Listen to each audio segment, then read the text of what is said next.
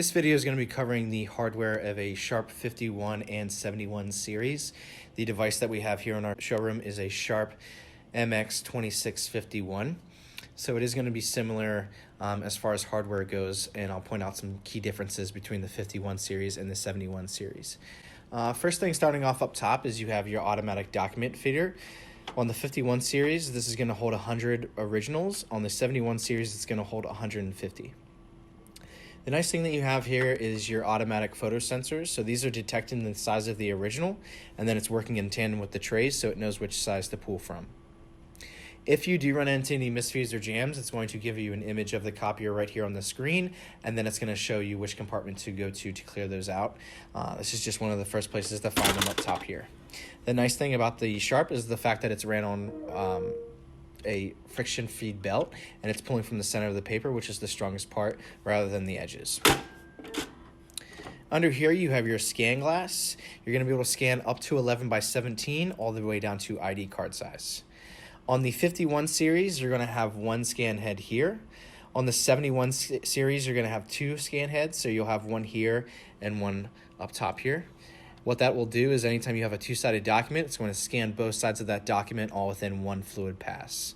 On the 51 series, it's going to be reading one side, coming back out, and then coming back through to read the other side. Off here to the side, we have our bypass tray. This is for any of our specialty type media. So when we open this is where we can put in any envelopes, labels, heavier cardstocks, anything that we want to bypass directly out through the device. Once we do put any type of media in our bypass tray, it's going to ask us here on the screen for our paper size and paper type. So Sharp is really great when it comes to the bypass tray. You do have another access point off over here to the side. So if we open this latch here and slide this out, anything green on the Sharp we can touch. So as we can see right here, we have a roller, and then down here, this is also green, we have a pump. So that's actually going to roll out the paper for us, so we don't have to physically go in there and grab the paper and pull it out. Next is going to be our front cover. So behind our front cover is going to be our toner. So when we pull this out, now this current device that we have here in our showroom is a color unit. So these are our toners right here. On the screen, it's going to show you where your toner levels are at all times, so you're never going to be left wondering. When they are getting low, the device will give you a warning that they're getting low. However, it will not allow you to change your toner until it is completely empty. It actually wants you to use every last bit of toner that is in that cartridge. When it is empty, it'll notify you, and then it'll do a little half pop out, and then from there you'll be able to pull the old one out and slide the new one in. They're very simple to change. This is your waste toner cartridge.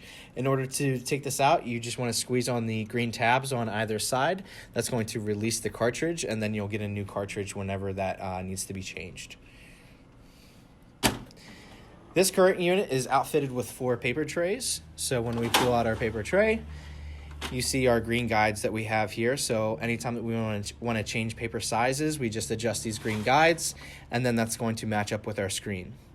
Each of these trays will fit 550 sheets, which is more than a ream. So if you have a few left over, you'll be able to fit a whole new ream in there.